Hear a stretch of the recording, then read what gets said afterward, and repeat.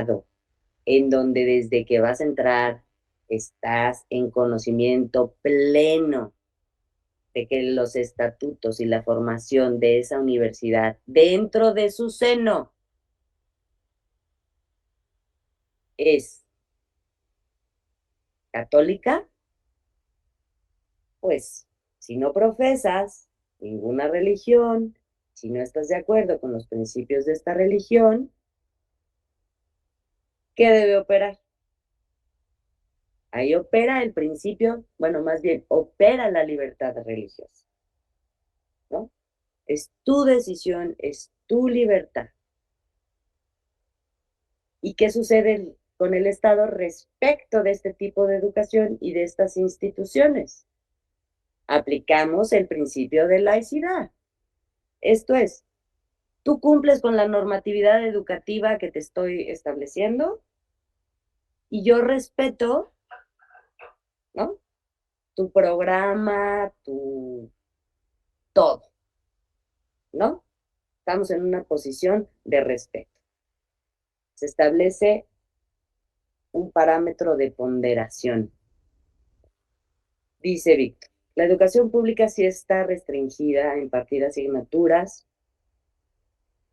La educación pública sí está restringida a impartir asignaturas o materias de alguna religión, pues el Estado debe cumplir con la laicidad, de lo contrario se estaría pronunciando por una religión, lo cual prohíbe la laicidad del artículo 3. Así es, así es. Yo hice referencia ahorita a la religión católica por decirlo y porque las universidades que conocemos, ¿no? No es por excluir a ninguna clase de religión, ¿ok? Acuérdense que yo estoy hablando en términos generales. Si me refiero a una de acuerdo a su denominación, es por cuestión de practicidad. ¿Sí?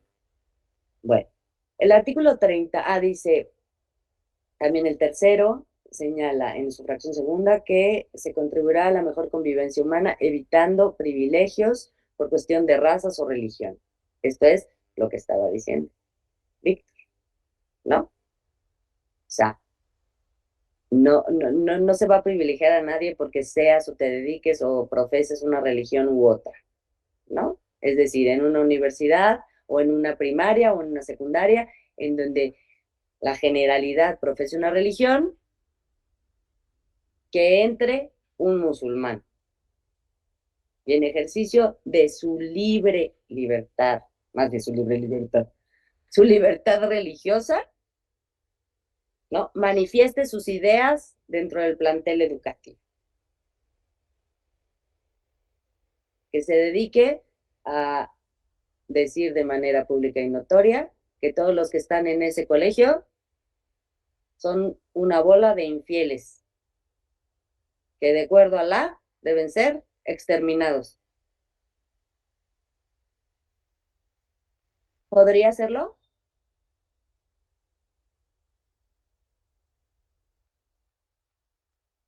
¿Podría?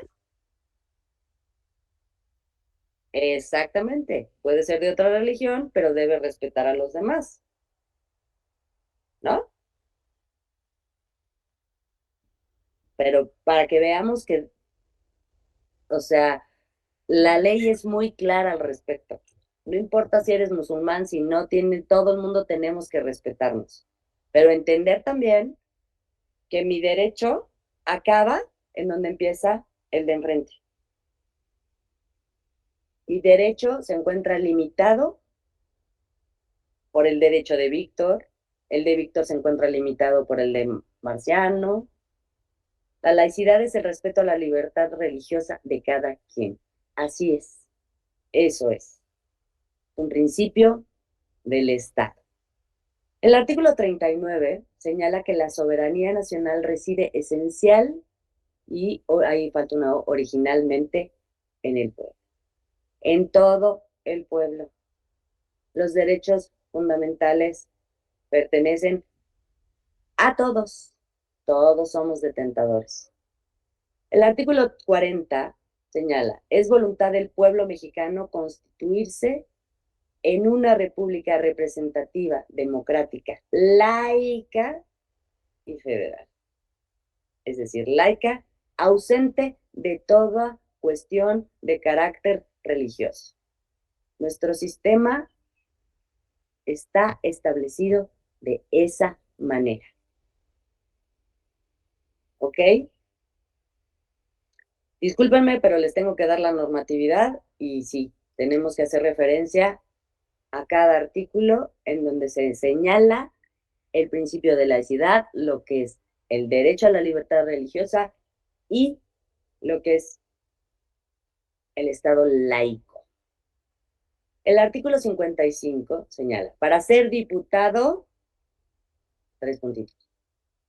Acción sexta, no ser ministro de algún culto religioso. Es un requisito de elegibilidad para ser diputado, no ser ministro de algún culto religioso. Artículo 58, para ser senador, lo mismo. No ser ministro de algún culto religioso. El 82, para ser presidente se requiere, requisitos de elegibilidad, no pertenecer al estado eclesiástico ni ser miembro de culto.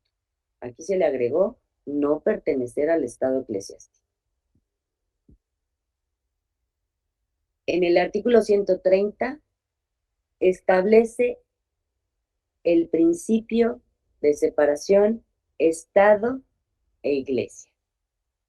Este es el punto toral, este es el artículo.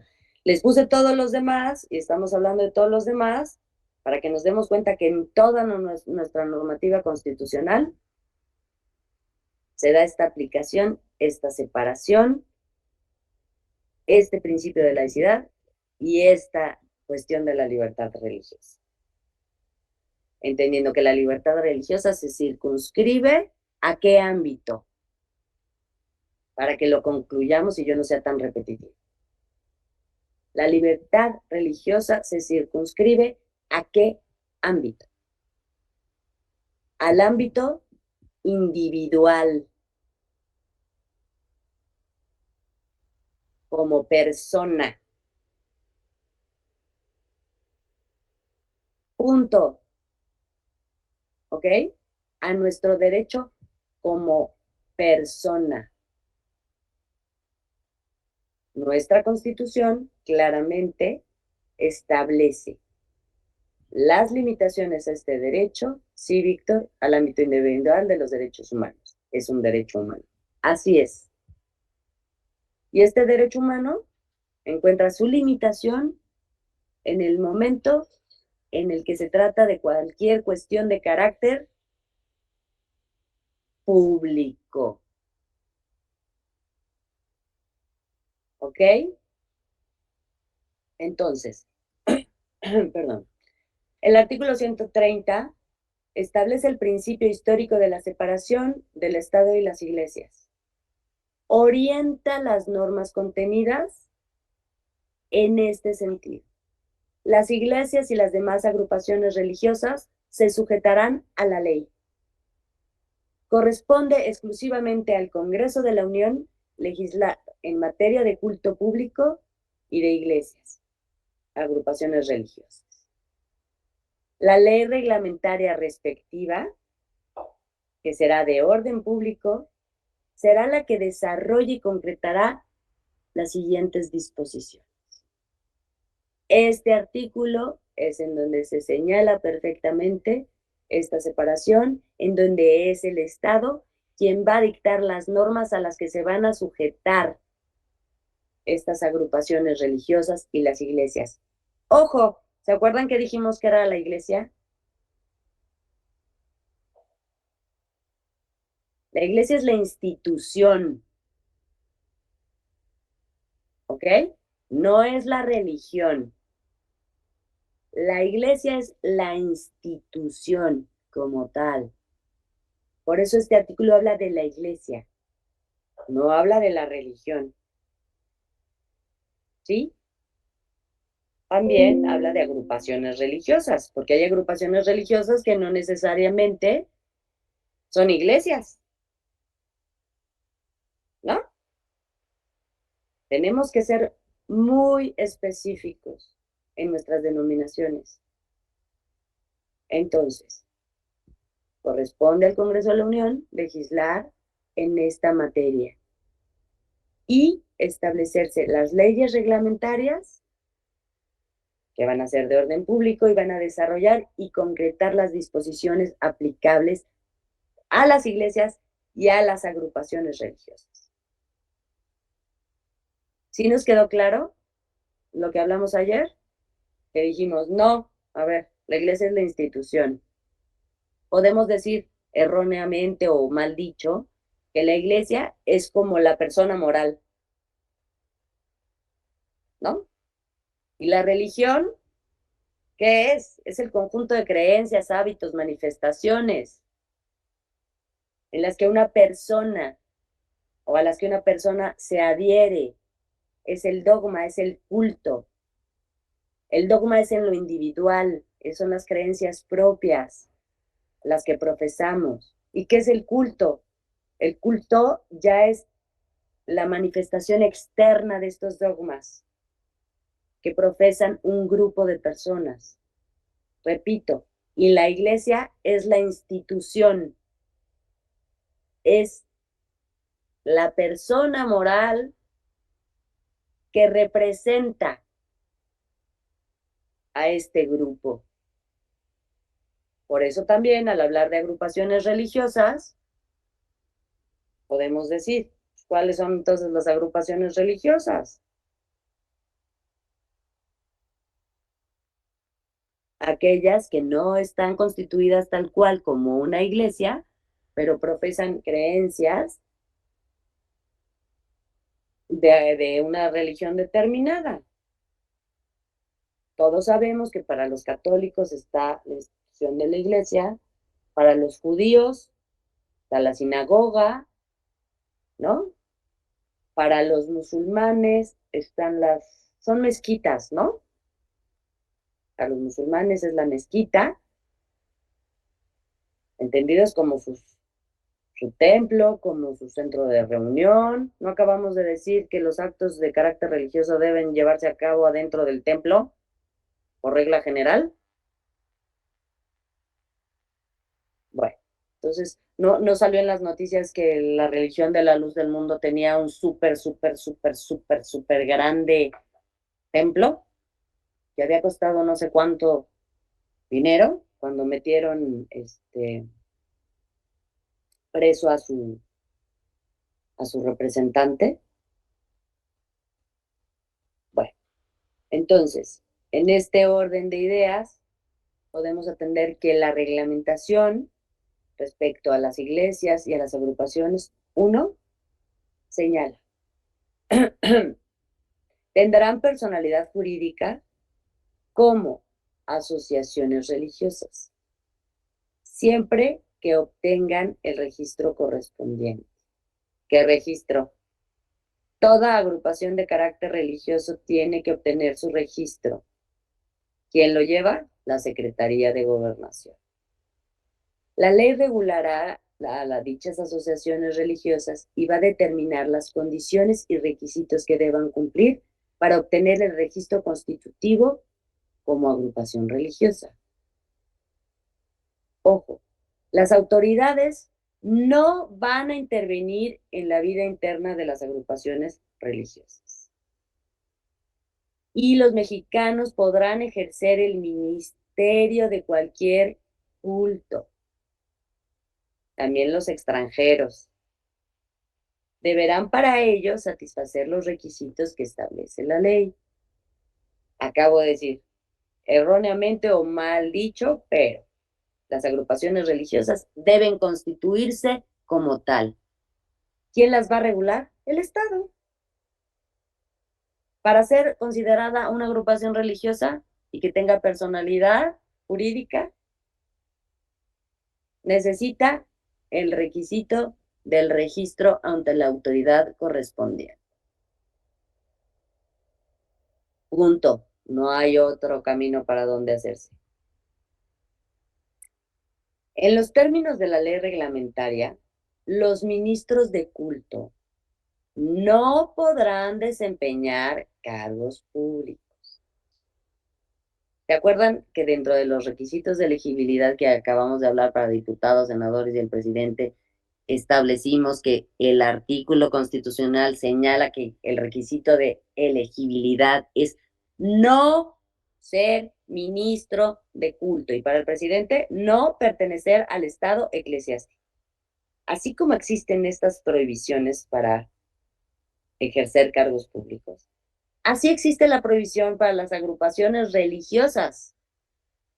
Tienen los ministros de culto prohibido desempeñar cargos públicos. Como ciudadanos, tienen el derecho a votar, o sea, tienen el derecho al sufragio activo, pero no tienen derecho a el sufragio pasivo. Es decir, su limitación radica, la limitación a sus derechos político-electorales son que no pueden ser votados. Esta es la regla general, antes de que alguien salte y me diga, oiga, pero si se separa del cargo 6 años antes, o si deja de ser ministro, sí puede. Bueno, ya después de 6 años entendemos que ya no es ministro de culto, ya no es sacerdote, ¿no? Ya después de cinco años en la vida no clerical, pues ya lo podemos considerar como que ya no es sacerdote o ya no es ministro de culto. Entonces, por lo tanto, es un ciudadano que, como cualquiera, se restablece su derecho. No tiene limitación alguna esta persona que en algún momento fue ministro, o sacerdote, o rabino, o la designación que quieran darles. Quienes hubieran dejado de ser ministros de culto, con la anticipación que las leyes establecen, podrán ser votados. Es decir, repetimos, mientras pertenezcan y sean ministros de culto y pertenezcan a una asociación religiosa, sus derechos políticos electorales se encuentran limitados por lo que hace al sufragio pasivo, es decir, para la posibilidad de ser votados para cargos de elección popular. Los ministros no podrán asociarse con fines políticos ni realizar proselitismo a favor o en contra de un candidato, partido o asociación política alguna. Tampoco podrán en una reunión pública, en actos de culto o propaganda religiosa, ni publicaciones de carácter religioso, oponerse a las leyes del país o a sus instituciones, ni agraviar en forma alguna los símbolos patrios. Está clarísimo, ¿no? Ni siquiera detenernos a decir, caray, ¿a poco? Pero ahorita podemos decir, el gobierno de México hace reserva expresa en cuanto al párrafo segundo del artículo 23, dice Marciano, espérenme, déjenme leer, porque dice Marciano, el gobierno de México hace reserva expresa en cuanto al párrafo segundo del artículo 23, ya que la Constitución Política de los Estados Unidos Mexicanos, en su artículo 130, dispone que los ministros de culto no tendrán voto pasivo, ni derecho para asociarse con fines políticos. Por su parte, es necesario aludir a la existencia de la Declaración para el Reconocimiento de la Competencia Contenciosa de la Corte Interamericana de los Derechos Humanos, convencionalista americana, Convención Americana. Así es, pero acuérdense de un punto bien importante. En esta materia que estamos tratando, solamente vamos a atender al derecho de la libertad religiosa por cuanto hace a derechos humanos. De la convención de que se trate, ¿eh? En materia ya de principio de laicidad, es decir, en cuestiones de Estado, opera el imperio de la ley. ¿Ok? Esto es un principio que no se nos debe olvidar. Ahora, si bien voy a hacer una acotación, por favor, ¿ok? Que puede suscitar cierto tipo de polémica. Víctor, Va a suscitar cierto tipo de polémica. Todos estamos en el entendido de estas separaciones. Ojo, pero no podemos cerrar los ojos y decir que nuestro país, desde sus orígenes hasta la actualidad, la influencia religiosa sobre cuestiones de carácter político es notoria. No podemos dejar a un lado y decir, no, es que en la formación de todas las personas que están ejerciendo un cargo público, ¿no? Deben de ceñirse exclusivamente al ius naturalismo, digo, al ius positivismo y exclusivamente a la letra de la ley. Sí, esa es su obligación, ¿eh? Sí, sí, por supuesto. Y no estoy diciendo que no lo hagan así. Solamente estoy eludiendo a un puntito que no debemos olvidar nunca. Cuando te educan en tu casa y en la formación que tenemos en nuestras casas atendiendo a la religión que se profese, con esa religión crecemos. Y es parte de nuestra persona. No estoy hablando de dogma o de culto. Estoy hablando de nuestra formación interna. Y que en muchas ocasiones, atendiendo a esa formación que podemos decir que ya es parte de nuestra educación, podemos actuar, ¿eh? Por ejemplo, voy a dar un ejemplo muy burdo. La religión es un factor real de poder. La ley la limita con influencia pública, pero en lo privado es muy fuerte el poder de la convicción. Así es. ¿Cuántas veces de manera coloquial utilizamos términos que están relacionados con la religión? Vamos a poner un ejemplo tonto para darle un poquito de chispita a la clase. ¿No les ha pasado que están hablando y de repente alguien les dice, no, ¿cómo ves? Ya salió el decreto tal y tal y tal y tal y tal? El interlocutor en el diálogo dice, Santa Madre de Dios, el gracias a Dios, el Dios mediante, perdón, son parte de nuestro bagaje cultural estas expresiones. Hacemos alusión, siendo funcionarios públicos, cuando en una expresión, no sé, decimos, Dios no lo permita, o Santa Madre de Dios, o Dios mediante mañana estaremos aquí en la mañanera. ¿Qué tipo de manifestaciones son esas, abogados? Son de carácter religioso, por Dios, Santa Madre de Dios. Es común que los mayores digan que no votan por tal o cual o se van a condenar en el infierno. Es la cultura tradicional, es parte de nuestros pueblos. Y díganme una cosa, ¿podrían ser objetos de sanción por estas manifestaciones?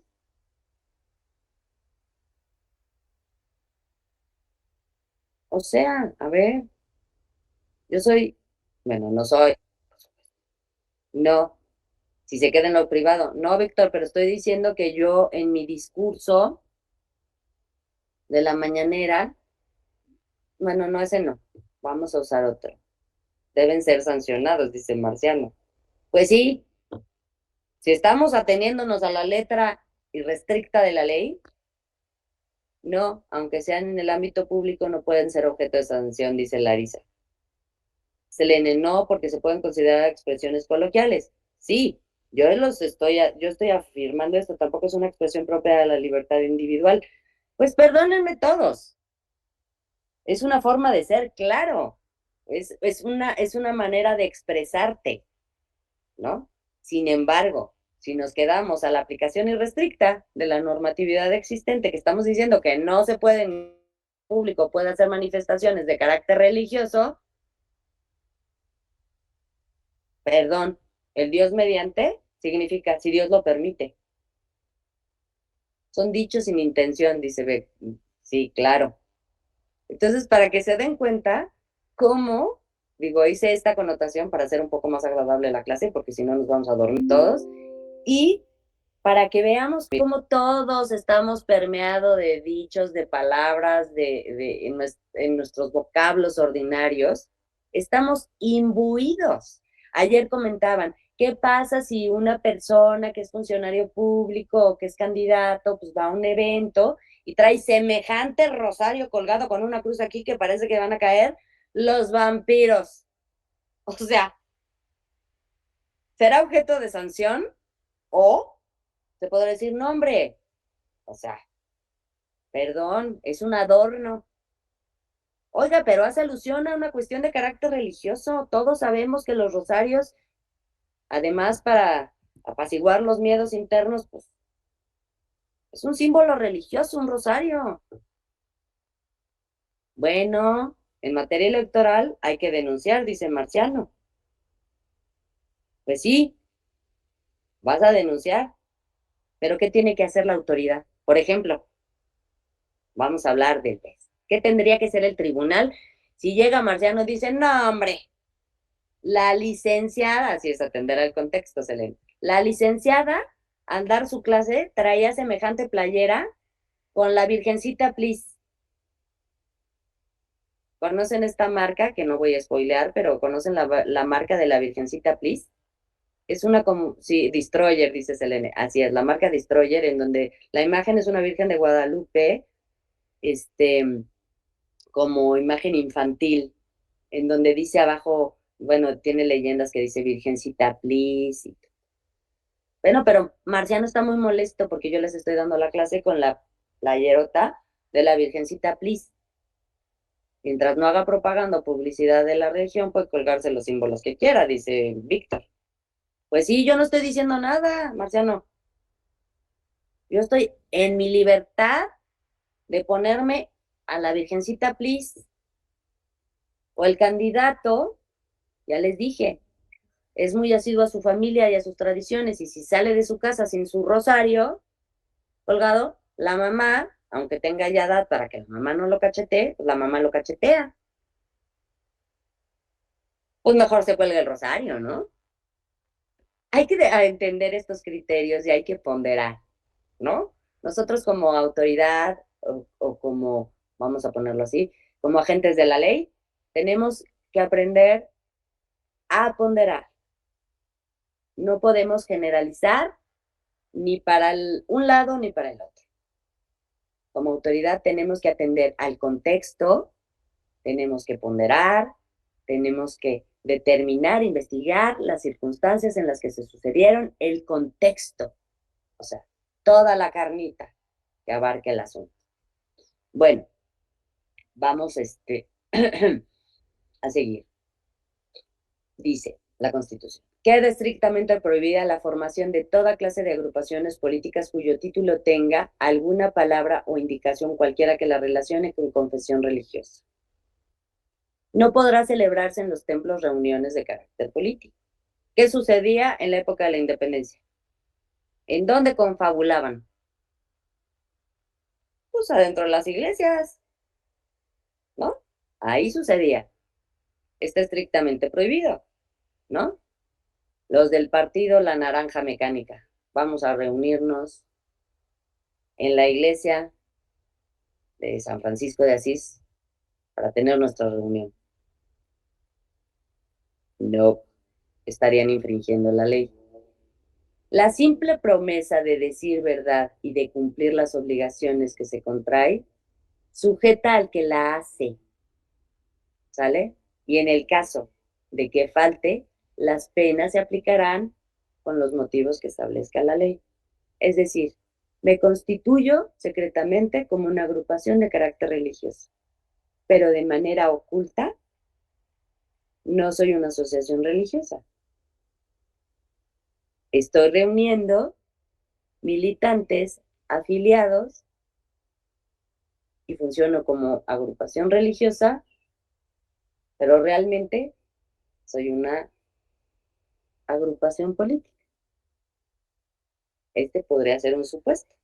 Es una franca, por eso dice, la simple promesa de decir verdad se tendrá, ¿no? Pero si no es así, habrá sanciones, ¿no?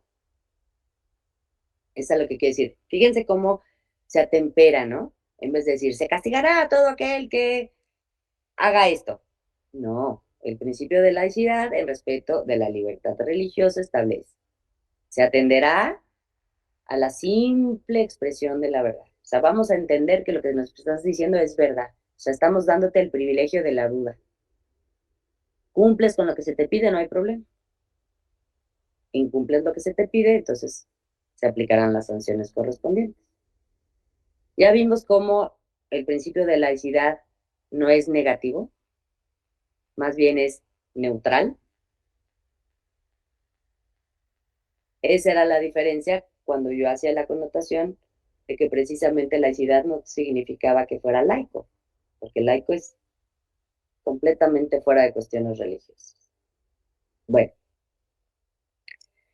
los ministros de culto, sus ascendientes, descendientes, hermanos, cónyuges, así como las asociaciones religiosas a los que ellos pertenezcan, serán incapaces de heredar por testamento de las personas a quienes los propios ministros hayan dirigido, auxiliado espiritualmente y no tengan parentesco dentro del cuarto grado.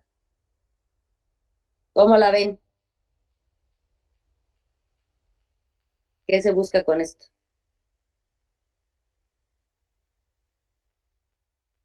Pues que las agrupaciones no se empiecen a hacer de bienes, ¿no? Y que haya una regulación. ¿O a poco cuando se constituyen como agrupaciones religiosas no creen que deben declarar para obtener su registro en dónde profesan su religión, cuántas propiedades tienen, de dónde obtienen su financiamiento, si es que lo obtienen? Las iglesias pagarán impuestos por los donativos que hacen los creyentes en las limosnas. ¿Alguien sabe? Un tema interesante, ¿no? ¿Qué pasa con el dinero que a la hora de las ofrendas la gente pone? Porque son donativos, ¿eh? Pero acuérdense que la donación está grabada fiscalmente. Pero este tipo de donativos será objeto de fiscalización. Sería interesante, ¿no? Averiguar.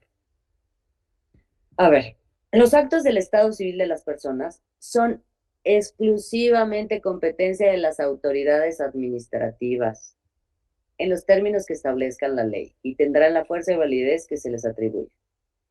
Es decir, antes se registraban las criaturas, pues, obviamente por la iglesia, en las partidas de las iglesias, al momento de ser bautizados, ¿eh?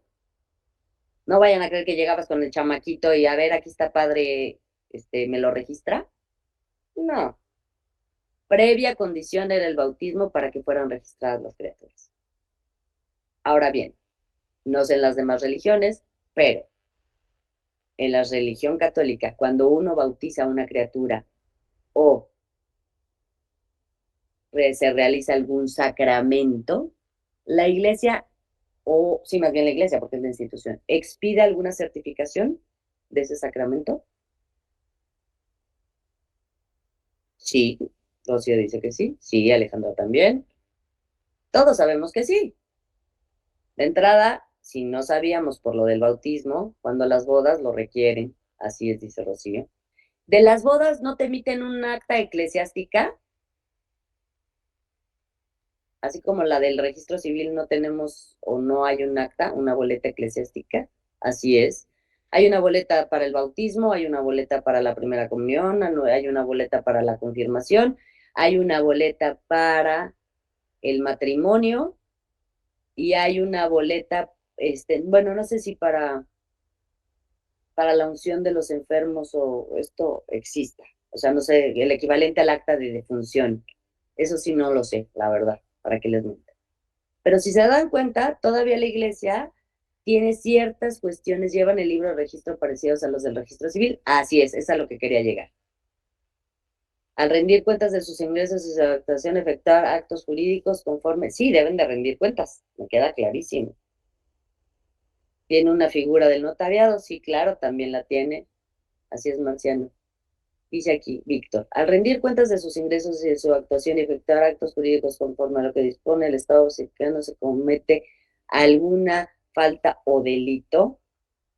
Híjole, la verdad, ahora sí, Víctor, en ese punto respecto de la relación, que la institución de la iglesia y la relación que la iglesia o nuestra iglesia, pues, como quieran llamarlo, o el Vaticano, o México, y hablo nuestra, porque claro, México, si atendemos en porcentajes cuál es la religión que más se profesa, pues claro, es el catolicismo. Podemos hablar del catolicismo porque pues crecimos con él, ¿no? Nuestras familias, todo. La verdad, no sé. Acuérdense que hace poco fue que se reanudaron las relaciones diplomáticas con el Vaticano. ¿Mm? Fue en 1990 y tantos, 92. Entonces, en 92. Entonces, esta relación o las políticas o la reglamentación interna que tengan la institución de la Iglesia Católica con respecto al Vaticano y si al hecho de que a la Iglesia Católica en México se le imponga, de acuerdo a la normatividad del Estado, el pago fiscal de ciertos, si esto sea un delito o quebrante, o que la Iglesia Católica al, no sé, es que no tengo conocimiento exacto de cómo es la mecánica de si las iglesias católicas están obligadas a dar una partida a la Santa Sede. Es un Estado que actúa y está reconocido por la comunidad internacional. Sí, imagino que físicamente, como las instituciones sin fines de lucro, destinan cierta parte. Sí, tienes toda la razón. A lo mejor, como lo dices, las asociaciones civiles que tienen recaudación de fondos, si bien están obligadas, también están obligadas a enviar recursos y a las normatividades internas, sino qué caso tendría esta afiliación, no hablando tanto de la iglesia, sino de estas asociaciones. Las asociaciones de ayuda que reciben financiamiento de carácter privado para el ejercicio de sus actividades, pues sí, yo creo que tienen internamente ciertas normatividades y creo que también son reguladas por la Secretaría de Hacienda y Crédito Público, es decir, dentro de los rubros de sus actividades, deben decir, pues mira, yo tuve estos ingresos fueron colocados para esta actividad, estas y estos por la afiliación que tengo con, vamos a decirlo así, que estoy hablando de pura cosa que ahí sí me agarraste, pero en bajadita, porque esa regulación interna entre la Iglesia y el Vaticano o así, la verdad es que no creo que sea penalizado que hagan el envío de recursos a la Santa Sede, pero tampoco estoy seguro que la Santa Sede les pida, por ejemplo, al templo de San Juan de Dios, ¿no? Es una cofradía chiquitita, que la comunidad es de este tamaño, que las aportaciones o las donaciones que reciban a modo de ofrenda les quiten una parte, me parece así como medio complicado. Más bien yo creo que esas aportaciones son para el sostenimiento propiamente de ese templo. Según Hacienda, tributan bajo el régimen de personas morales con fines no lucrativos, es decir, sí, como asociaciones civiles. Así debe ser su gravamen. Pero estamos de acuerdo que si entendemos que el sostenimiento de estas instituciones, podemos a lo mejor entender que estas dádivas que se les dan, en el imaginario social se reconocen los actos jurídicos incluso, a ver, pues es que no alcanzo a leer todo. En el imaginario social se reconocen los actos jurídicos e incluso las autoridades civiles les piden esos documentos para sostener un acto civil. Sí, todo lo que es privado va, pero estábamos hablando si constituía un delito que estas asociaciones este, repartieran recursos a organismos de carácter internacional. Esa es una muy buena pregunta. La verdad que, se los confieso, tendríamos que atender a la regulación interna de cada religión y meternos, echarnos un buen clavado, para saber si es un delito. El régimen fiscal cumple con el marco jurídico, pero están sujetos a otro estado no está regulado. Así es. Una cosa es la regulación, acuérdense. Sí, Rocío, por favor. A ver, te cedo la palabra. Sí, perdón, buscando aquí en el SAT encontré, si me permite leerle, Claro, por favor. dice, ¿cómo dice?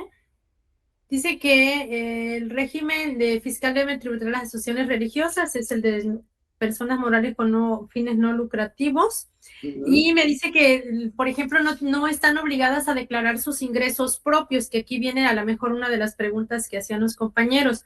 Dentro de los ingresos propios se consideran las ofrendas, los diezmos y las primicias. Entonces, esos no están obligados a declararlos y solamente en el caso de ISR, en algunos casos, cuando por alguna razón tengan que contratar algún servicio profesional o una cuestión profesional. Y entonces ahí viene no le sé mucho al internet, porque no les puedo compartir la página, pero googleé ahí en el SAT y ahí vienen todas las cuestiones que no paga la iglesia y cómo hace su declaración. Solamente en aquellos casos donde sí retengan ISR, sí tienen que hacer sus declaraciones por los servicios que se prestan. Entonces creo que ya ahí los donativos son vastos, las ofrendas y los diezmos que realmente son el fuerte de los ingresos de la religión católica. En lo que estaban comentando los compañeros, de acuerdo a la distribución, recordemos que como asociaciones tienen la obligación de aportar de lo que ellos reciben de sus cuentas, ellos sí llevan una contabilidad interna, reportarle al Vaticano. El Vaticano es como su SAT. Entonces ellos, de acuerdo a sus libros, es como hacen la declaración. Lo sé porque mi familia es muy religiosa, perdónenme que me meta más Ah, no, allá. no, no, Pero no. luego es lo que yo veo que le mandan y tengo de todas las religiones. Entonces, ahí más o menos hay algunos que son ministros y cosas de esas. Y veo cómo llevan sus cuentas y ahí es donde a veces contratan contadores. Cuando no son gratuitos, entonces es cuando lo de honorarios tienen que pagar lo del ISR. Ah, Gracias. te agradecemos mucho, una aportación muy valiosa, Rocío. La verdad es que ya no lo resolvió Rocío. ¿Ya vieron? Para el SAT, ¿no? Ni las limosnas, ni los diezmos, ni nada de estas donaciones son susceptibles. Sí están sujetos, pero llevan contabilidad con normas de un estado. Sí, así es. Fíjense qué interesante. ¿Mm? Y además lo que dice Rocío, ¿no? De que que la Iglesia Católica, pues quien lleve también su régimen de ingresos sea el Vaticano, ¿no? Pagan, sí, pues por la venta de inmuebles, intereses y premios también, pero es lo que estábamos atendiendo. Ahí la vamos a tratar ya como una persona moral sin fines de lucro. Entonces le van a aplicar en la materia de enajenación de bienes y en estas materias las reglas o disposiciones que aplicarían a las asociaciones civiles sin fines de lucro. ¿Mm? Así aplicarían, es como se establece. Bueno, ahora vamos a entrar a lo que es la normatividad propia de la ley reglamentaria de las asociaciones religiosas y culto público. En su artículo primero es el fundamento del principio de laicidad y de la libertad religiosa, de ambos, tanto como el derecho fundamental como el principio que establece el Estado. ¿Ok? La presente ley, fundada en el principio histórico de la separación del Estado y la Iglesia, así como la libertad de las creencias religiosas. Nuestros principios que parecían así como, no, están estrechamente vinculados y regulados. El artículo segundo es la garantía de las libertades religiosas del individuo. ¿A qué se refiere? Tener y practicar la religión, la creencia religiosa que más le agrade. No o no profesar ninguna. ¿Anda Jaime por ahí? ¿Se acuerdan que Jaime nos decía el día de ayer que era agnóstico?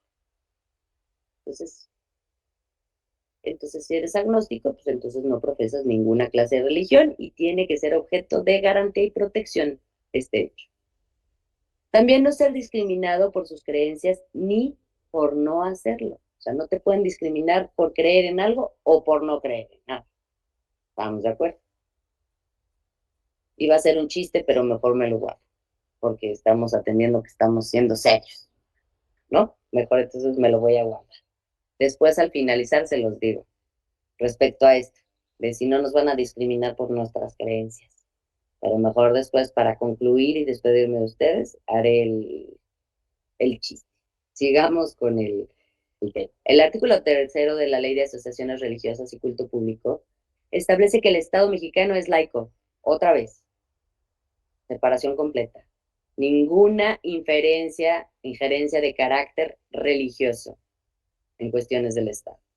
El artículo 6 le otorga personalidad jurídica a las asociaciones religiosas cuando obtengan su registro ante la Secretaría, es decir, tiene una condición. No será asociación religiosa si no recibe el registro constitutivo de la Secretaría de Gobernación. Ahora, en cuanto a los derechos político-electorales. El artículo 14 señala que puede votar, es decir, puede ejercer su sufragio activo, pero no ser votados para cargos de elección popular, es decir, el sufragio pasivo, salvo que se separe formal, material y definitivamente de su cargo 5 años antes de la jornada electoral. Pues se van a dar cuenta que este artículo primero dice, se separe 5 años antes. Luego dice, 3 años para cargos públicos superiores y 6 años para cargos inferiores. ¿Ok? El subrec 635 diagonal 2015 trató sobre un sacerdote separado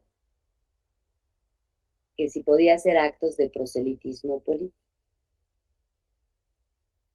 Entonces, si interpretamos o tratamos de interpretar este artículo 14, en donde señalan que están limitados en el ejercicio del sufragio pasivo, pero que si se separan de su cargo 5 años antes de la jornada electoral, sí pueden. ¿Para qué cargo sería esto, oigan? ¿Para cuál creen? Porque después dice 3 años para cargos públicos superiores.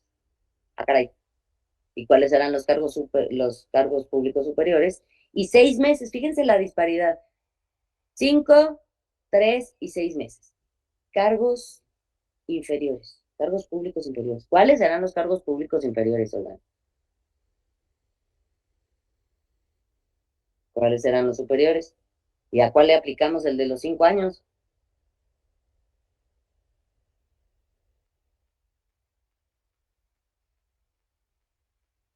¿Nadie?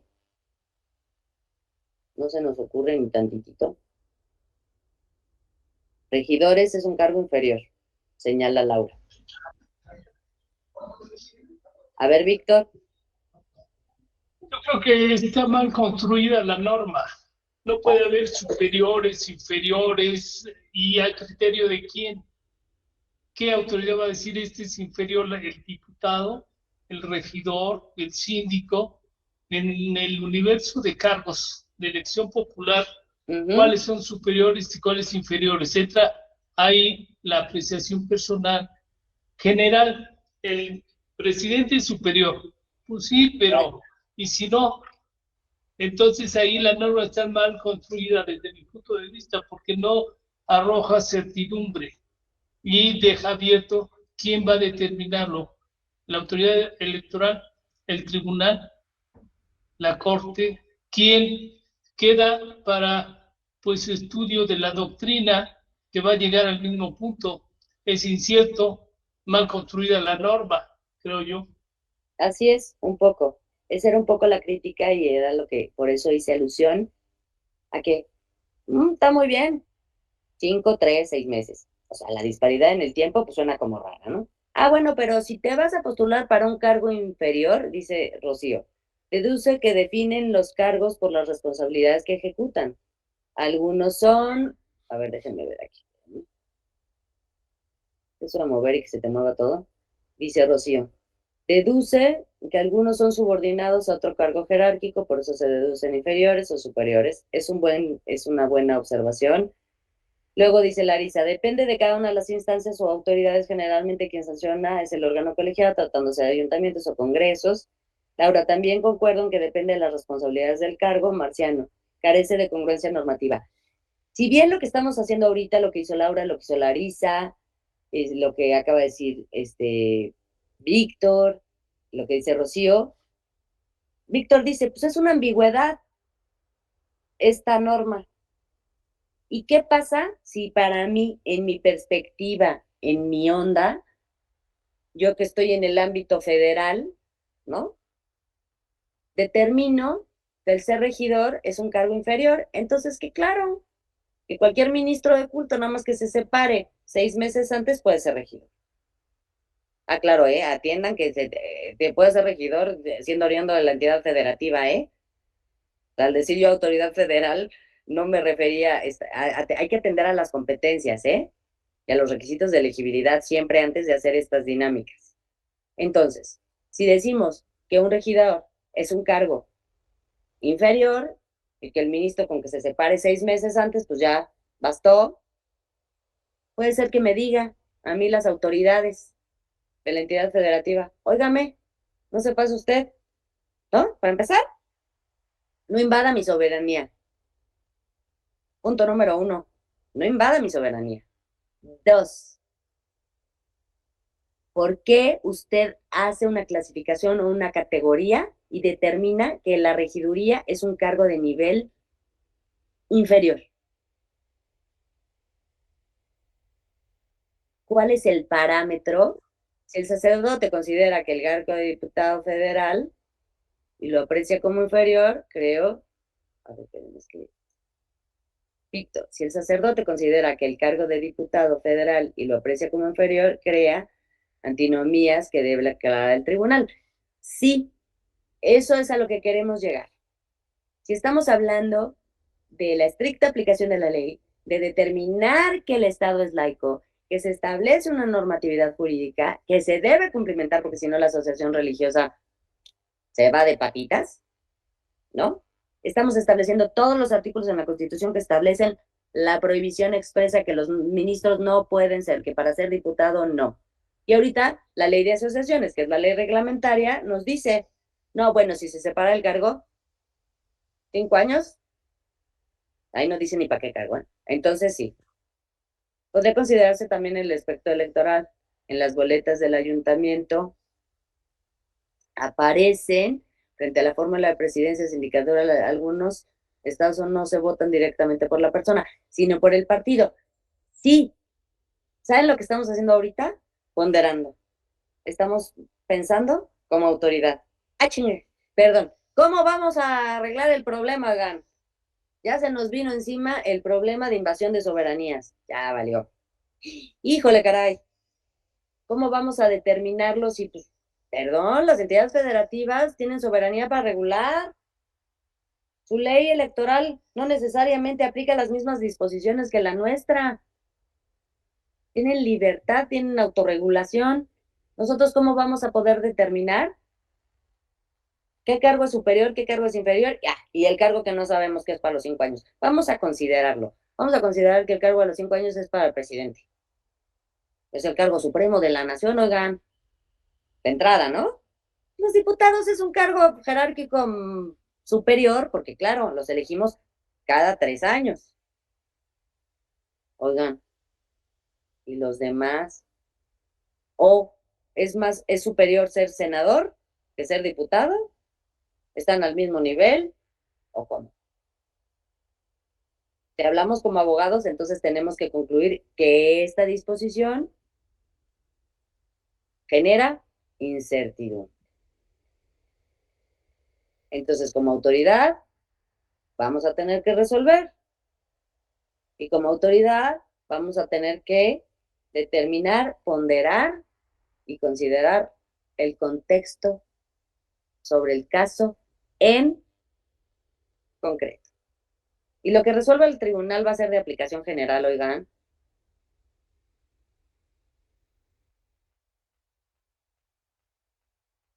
Solamente va a ser para el caso concreto. Entonces, pues ya, vamos a salir como siempre, pues hay que reformar este artículo. Está mal hecho. Hay que hacerlo, pues si no, ¿cómo? Pero puede servir de antecedente lo que resuelva. Claro, recordamos que siempre estos asuntos que se resuelven en lo particular empiezan a formar un bagaje muy importante, muy importante. No los estoy menospreciando, ¿eh?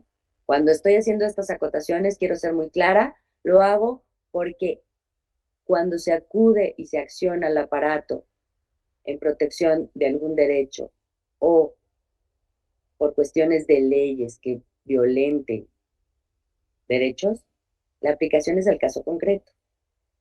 Sí, esta resolución es un antecedente que va a servir para la resolución de otro caso, pero de otro caso en concreto. La única critiquita que estábamos haciendo ahorita, nada más por el afán de echar tijera, era que este artículo pues, es ambiguo, ¿no? Bueno, entonces, la ley de asociaciones religiosas, continuamos. Del artículo 30 al 36 se establecen sanciones, las autoridades y un recurso de revisión del cual conocerá la Secretaría de Gobernación. ¿Quién multa a las asociaciones religiosas?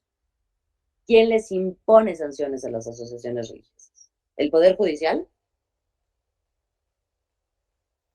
¿Qué poder? Hablemos propiamente.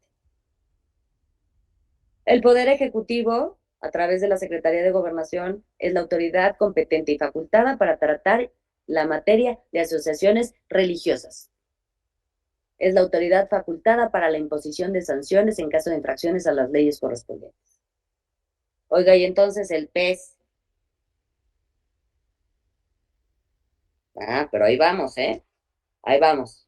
Ya, me voy a apurar más, la Dirección General de Asuntos Religiosos. Así es, Víctor. Muchas gracias. Vamos a apurarnos porque si no, no nos va a dar la vida. Entonces, si alguien tiene alguna duda o quiere decir algo, porque ya se me vino el tiempo encima, y acuérdense que es sagral terminar 15 minutos antes, porque se vuelve muy pesada las circunstancias. Entonces, la Ley General de Instituciones y Procedimientos Electorales, en su artículo 255, párrafo primero, señala, las casillas deberán ubicarse, no ser templos o locales destinados al culto. Es decir, será causa de nulidad de votación recibida en casilla si se les ocurre ponerlos en la parroquia de al lado del templo, ¿verdad? Han visto que están los templos y está la parroquia. La parroquia es en donde se llevan a cabo todos los asuntos para hacer las citas de primeras comuniones y todo. Es la oficinita de la iglesia. ¿Están de acuerdo conmigo que si pusieran la casilla ahí, sería objeto de votación de nulidad recibida en casilla, ¿no? Es una de las causales, ¿no? Ponerla en un lugar prohibido por la ley. Pues este es un lugar prohibido por la ley. El artículo 442, párrafo primero, señala, son sujetos de responsabilidad por infracciones cometidas a las disposiciones electorales contenidas en esta ley, las y los ministros de culto, asociaciones religiosas, iglesias o agrupaciones de cualquier religión. O sea, la ley electoral ya señala que son sujetos de responsabilidad por infracciones. Pero ahí no dice de sanción, ¿eh? Acuérdense. Sujetos de responsabilidad. Artículo 455, párrafo primero, constituyen infracciones a la presente ley de los ministros de culto, asociaciones religiosas, iglesias o agrupaciones, la inducción a la abstención a votar por un candidato o partido político o a no hacerlo por cualquiera de ellos, en lugares destinados al culto, en locales de uso público o en medios de comunicación. Es clarísimo, ¿no? La homilía del domingo, el padre Benjamín. Hijos, si votan por fulanita de tal, que es tal, arderán en las llamas del infierno. ¿Es una infracción? ¿Sí o no? Sí, sí lo es. No, no es libre expresión, ¿eh? Porque está haciendo alusión en su homilía y en su sermón a cuestiones de carácter exclusivamente político. Y de acuerdo a todo lo que hemos ido viendo, es una prohibición expresa. y sancionada por la ley. Todas las legislaciones que hemos visto, toda la normatividad es propaganda prohibida. Exactamente, Víctor. Propaganda política prohibida. Así es. Entonces, rápido, rápido, rápido, antes de que Selene me vea con ojos así de, se acaba al cuarto para la... ¿Cómo de que no? Entonces, la Ley General de Instituciones y Procedimientos Electorales señala realizar o promover aportaciones económicas a un partido político, aspirante o candidato a cargo de elección popular, el incumplimiento en lo conducente de cualquiera de las disposiciones de la presente ley. Clarísimo.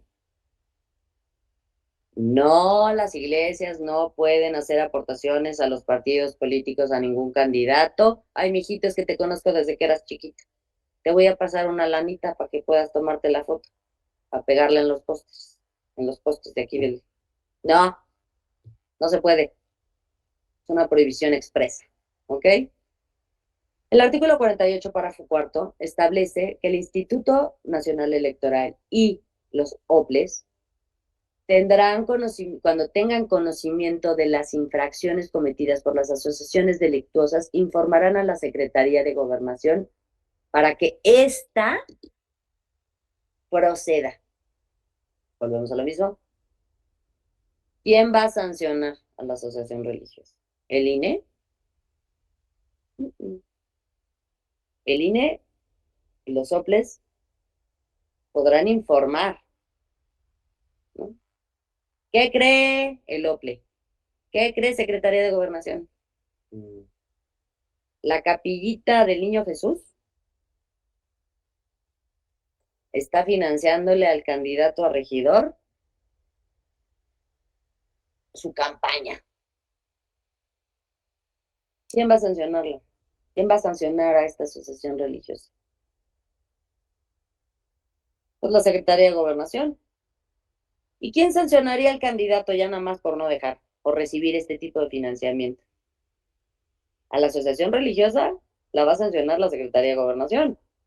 Y al candidato por recibir financiamiento, como dice Larisa, el INE, en sus facultades de fiscalización a los partidos políticos, ¿no? Bueno, eso creo que está clarísimo, ¿no? ¿Qué tipo de infracciones son? El artículo 25, ahora pasamos a la Ley General de Partidos.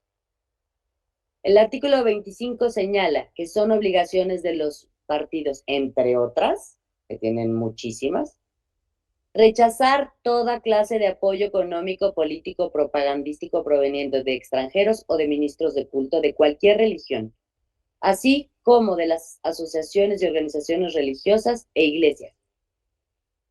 O sea, lo que acabamos de decir ahorita, y se los reitero. A la asociación la multa a gobernación, y la sanción a gobernación.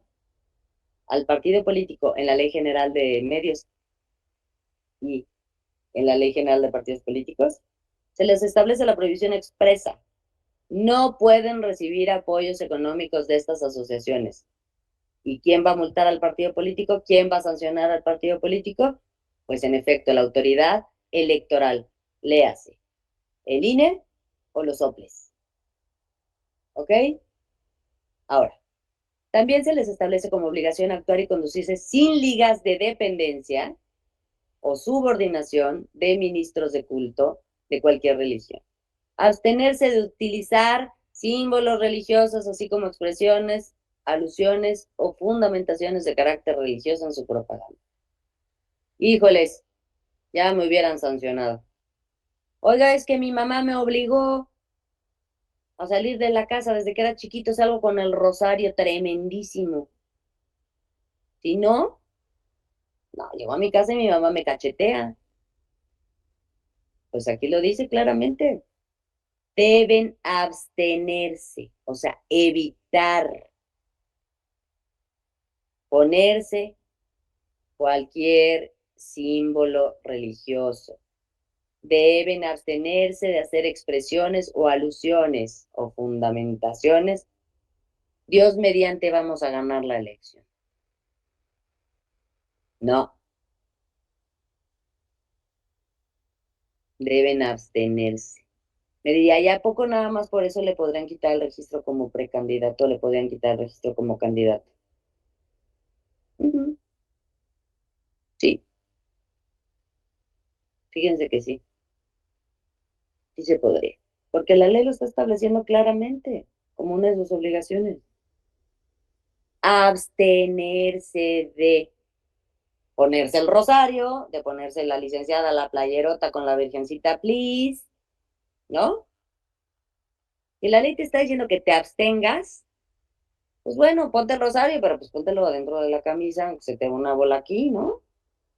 Licenciada, pues volteese la playera, tráigala al revés.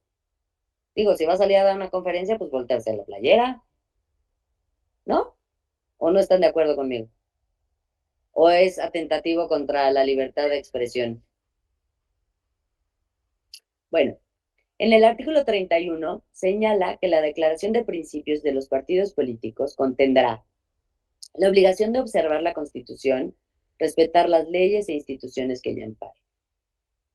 La declaración de no aceptar pacto o acuerdo que los sujetos subordine al solicitante o a las asociaciones, organizaciones religiosas e iglesias. El artículo 39, en los estatutos, la denominación del partido, el emblema, el color o colores que lo caractericen y diferencien de otros partidos políticos. La denominación, el emblema estarán exentos de alusiones religiosas o raciales. Está clarísimo, ¿no? ¿O no? Ponen generalmente las siglas del partido o le ponen un periquito, ¿no? Antes había el ferrocarrilero y tenía la imagen de un tren. Eso está clarísimo y se debe, desde que pretenden obtener el registro, se debe cumplir con eso. Ahora, perdón, las jurisprudencias y tesis del Tribunal Electoral, el Tribunal Electoral del Poder Judicial de la Federación aplicables. Ojo, voy a dar de manera enunciativa, más no limitativa. ¿Hay más? Sí. ¿Y va a haber más? También.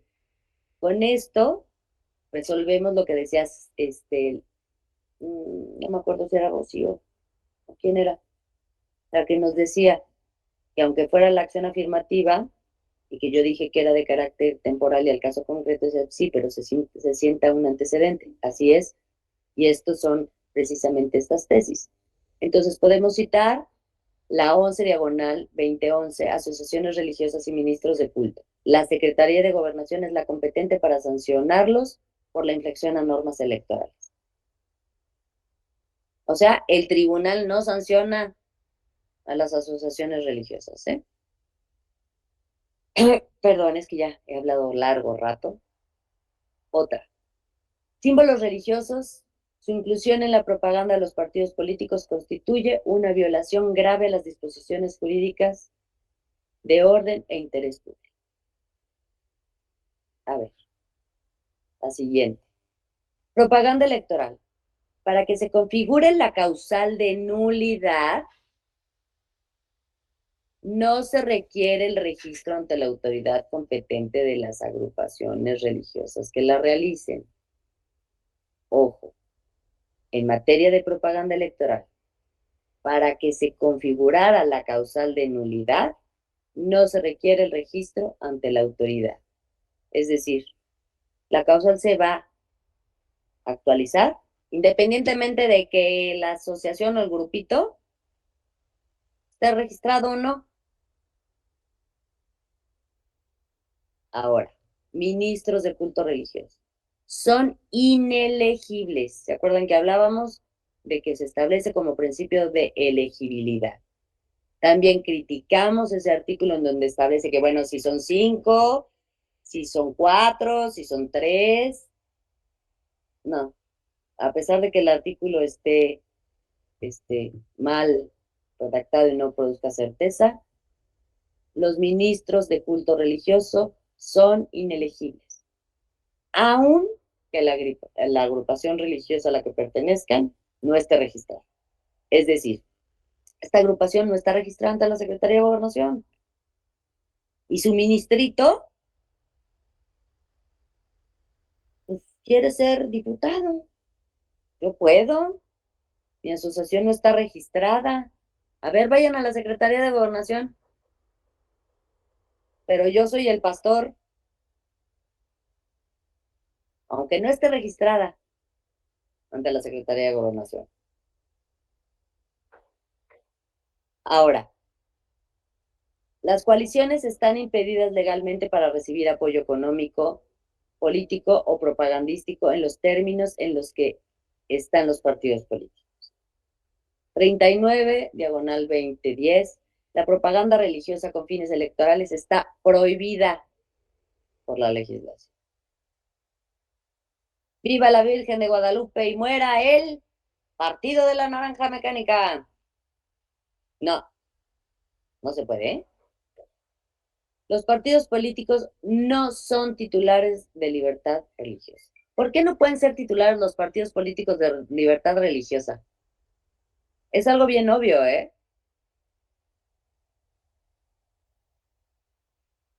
¿Por qué? ¿Por la cuestión de la división de Estado-Iglesia? ¿O será por el hecho que los partidos políticos son entidades de carácter público?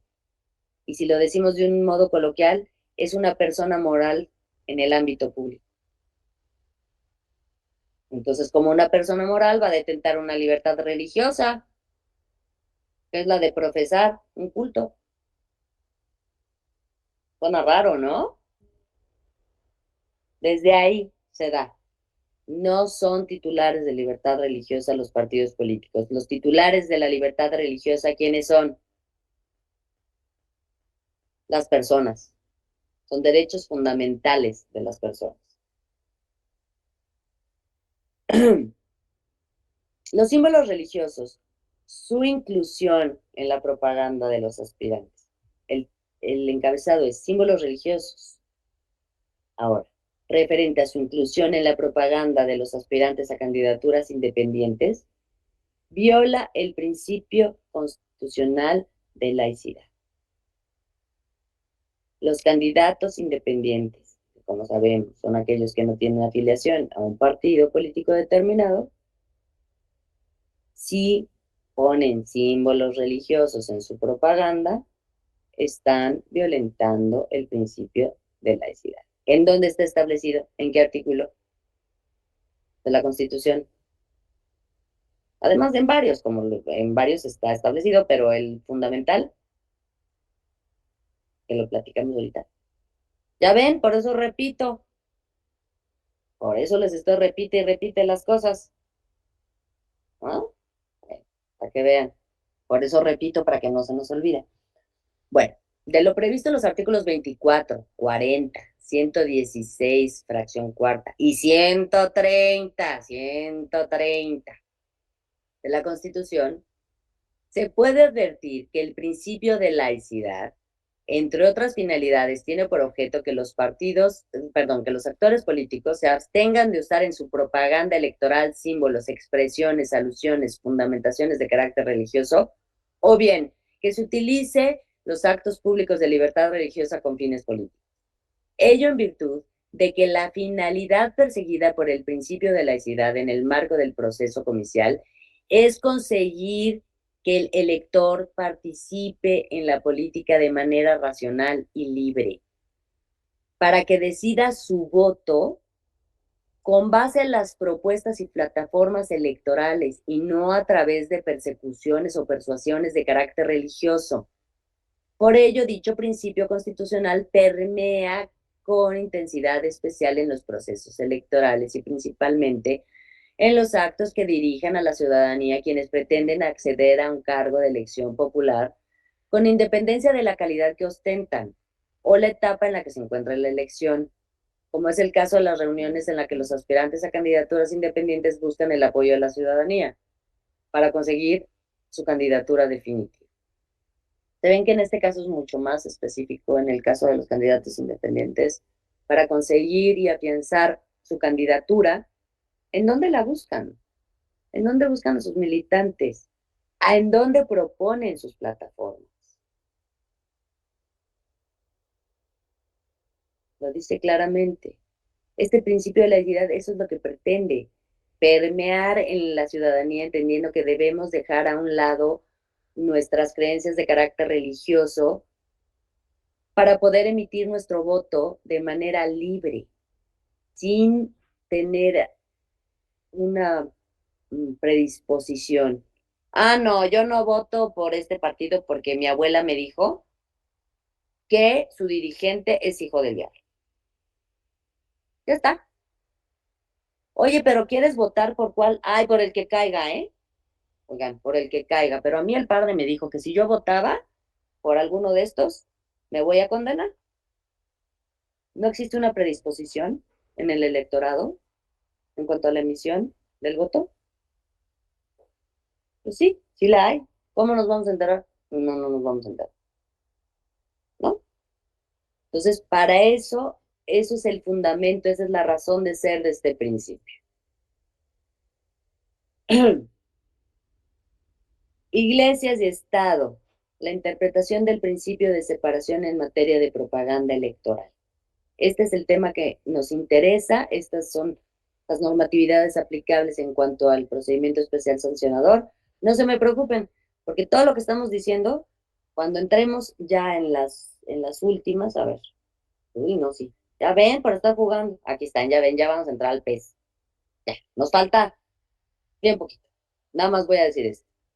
En esta separación de el principio de separación iglesia o Estado en materia de propaganda electoral, tenemos que decir que relativo a este principio histórico de esta separación, se advierte que abarca la noción del Estado laico, esto es, el Estado no tiene nada que ver con asuntos de carácter religioso. Este principio también es una neutralidad, una imparcialidad, mas no conlleva una connotación de rechazo a las diferentes religiones. También establece la prohibición a los partidos políticos de utilizar en su propaganda alusiones religiosas. ¿Por qué? ¿Por qué? Porque pueden predisponer al electorado, porque el electorado también es una forma de coaccionarnos, ¿no? Si fuéramos, bueno, no voy a decir, si fuéramos judíos y vemos que el partido, no, que su postulación me agrada, pone en su propaganda o en sus cosas, pone una estrellita de David abajo. No me está predisponiendo a mí, como ciudadano, que soy, que profeso esa religión, a votar por él. Pues sí, ¿no? Se predispone. Porque digo, ya no vamos a hablar en este tema, pero hay que atender también a la educación cívica y política de la ciudadanía, del grado de conocimientos que puede llegar a tener ciertos sectores sobre lo que están haciendo y las repercusiones que tiene sobre el sistema democrático, lo que implica el voto, lo que implica su voto, lo que implica poner el papelito en la urna. No nomás es poner el papelito y ching, ya cumplí, ya me voy. Ese papelito repercute en todo el sistema democrático de nuestro país. Entonces es importante también es esta cuestión, ¿no? Bueno, vamos a sentarnos. Fíjense, nada más para que sepamos rápidamente. En 2007 se da la introducción del PES a la legislación. En la exposición de motivos se establece claramente que el procedimiento sancionador tiene por objetivo racionar el jus ponendi, que pertenece al derecho penal, aplicarlo ahora al derecho electoral, pero siempre satisfaciendo el principio de las reglas del procedimiento para las partes. ¿Ok? Entonces, el PES. ¿Cuáles son sus objetivos y finalidades fundamentales? Inhibir conductas infractoras de los principios constitucionales, son plazos sumarios y abreviados, hay una garantía completa de audiencia al denunciado y reglas al debido proceso, esto es notificación, emplazamiento, audiencia, alegatos, decisión fundada y motivada. En su caso, la imposición de la sanción por violación a la normatividad electoral respectiva. El PES tiene un esquema bipartita, como ya lo deben de saber en alguna otra materia, sin invadir a otros compañeros. El INE hay intervenciones bipartitas porque conoce la autoridad administrativa y conoce la autoridad judicial. El INE es la autoridad administrativa, es aquella que instruye el procedimiento. La sala regional especializada resuelve el fondo del asunto, los procedimientos, y la sala superior conoce en última instancia. ¿Sale? A través del recurso de revisión del PES. El PES, el procedimiento especial sancionador en materia electoral, es un instrumento administrativo jurisdiccional fundamental para proteger los principios del Estado democrático constitucional, ya que tiene por objeto garantizar el correcto desarrollo de los procesos comiciales, el libre ejercicio de los derechos político-electorales de la ciudadanía y la adecuada utilización de los medios de comunicación para preservar la competencia equitativa entre los partidos políticos y los candidatos. ¿Ok? El artículo 470 de la Ley General de Instituciones y Procedimientos Electorales señala que dentro de los procesos electorales, la Secretaría Ejecutiva del Instituto, por conducto de la Unidad Técnica de lo Contencioso Electoral, instruirá el procedimiento especial establecido en el capítulo. Es decir, va a recibir la denuncia por la Comisión de Conductas que contravengan las normas sobre la propaganda política electoral. Como decíamos, propaganda política prohibida, ¿no? Es nuestra materia y es en lo que vamos a concluir. Dentro de los procesos electorales, la Secretaría Ejecutiva por conducto tal, ahí está cerrado. Casos, ya, listos, a punto. No se me achicopalen, que ahí vamos, directito a la salida. En el SUBREP 202, diagonal 2018, la Sala Superior confirmó la resolución de la de la Sala Regional Especializada, por la que declaró inexistentes los actos de proselitismo en un evento de carácter religioso atribuidos a una candidata suplente a diputada federal consistentes en el obsequio de un cuadro a la comisión organizadora. Por eso se le denunció, porque la candidata a diputada suplente asistió a un evento y le regaló a la comisión organizadora un cuadro. La denuncia que resuelve la Sala Superior señaló que la noción de un Estado laico no implica un rechazo a las diferentes iglesias o religiones, implica neutralidad e imparcialidad. Y el hecho de que la candidata haya regalado a la comisión organizadora un cuadro no constituye propaganda prohibida. Punto. El principio de laicidad no atiende o implica que los candidatos como ciudadanos no puedan pertenecer, manifestar y practicar sus preferencias religiosas. Sin embargo, esta libertad religiosa siempre se debe hacer con el respeto incondicional al Estado, ¿no? Cuando se aleguen impactos en los procesos electorales. ¿Ustedes creen que porque la precandidata suplente a diputada, o más bien diputada suplente, impactó al proceso electoral por regalarle a la comisión organizadora un cuadro? No. Entonces, para que suceda, tiene que impactar en el proceso que se trata. El SUBREP 692, la Sala Superior confirmó la resolución de la de la Sala Regional Especializada, por la que se declaró inexistente la infracción consistente en la utilización de símbolos religiosos en la propaganda electoral atribuida a un candidato a senador federal por la simple exposición de la arquitectura de un templo del exterior.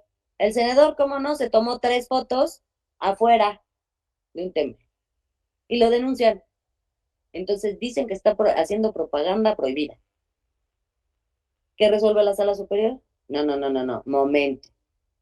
El simple hecho de que él aparezca en unas fotos y en el fondo aparezca la Basílica de Guadalupe, bueno, no la Basílica, no, en la Guadalupe, no, la catedral. ¿Qué es la catedral, oigan, para el Estado? Un monumento histórico. ¿Cuántas iglesias no son monumentos históricos? Cuéntenme. Muchas. Y el hecho de que el candidato se tome una foto no quiere decir que esté cayendo en el supuesto de la propaganda prohibida. Otros ejemplos pueden ser el SUBREC 276, el 825, el 890, el 1468, el 1732, todos diagonal 2018. Para concluir. 1 minuto, Selene, 1 minuto. El subred 1874 diagonal 2021, anulación de la elección del ayuntamiento de San Pedro Tlaquepaque. ¿Ahí cómo la ven? Se anuló la elección. ¿Qué tal? El cardenal y el obispo emérito de Guadalajara invitaban a los feligreses a no votar por Morena. La elección originalmente la ganó Movimiento Ciudadano, con una diferencia del 1.29 respecto al segundo lugar. Se demostró que el 82% de la población de ese municipio es católica y se valoró el video con la imagen y la palabra del dignatario religioso, inculpado, que además se difundió en tiempo de veda electoral. O sea, cuando no podía hacer propaganda, sucedió esto. ¿Qué pasó? Sí, aplicó la normatividad, irregularidades y la prohibición expresa. Por lo tanto, se anuló la elección. Así que cuando les pregunten de algún caso en el que sí, algún acto de estos por parte de ministros de culto haya accionado el poder del Estado, sí, cómo no, la anulación de la elección en el ayuntamiento de San Pedro Tlaquepaque fue ese caso. El tribunal local validó la elección, fíjense, el local validó la elección, pues ganó Movimiento Ciudadano. La sala regional de Guadalajara validó la elección, pero la sala superior revocó la resolución en virtud de considerar que lo ocurrido y demostrado constituía vulneración grave al principio histórico de laicidad. Así que ya tienen un fundamento para ver que sí se da y sí ocurre. Lo que estaría interesante saber es si la Secretaría de Gobernación emitió alguna sanción, ¿no? Bueno, pues por mí ha sido todo. Espero haber contribuido a ampliar un poquito nuestros criterios respecto de lo que es la libertad religiosa y el principio de laicidad dentro del procedimiento especial sancionador. Les agradezco muchísimo a todos su asistencia y les deseo mucho éxito. Muchas gracias. Buenas tardes.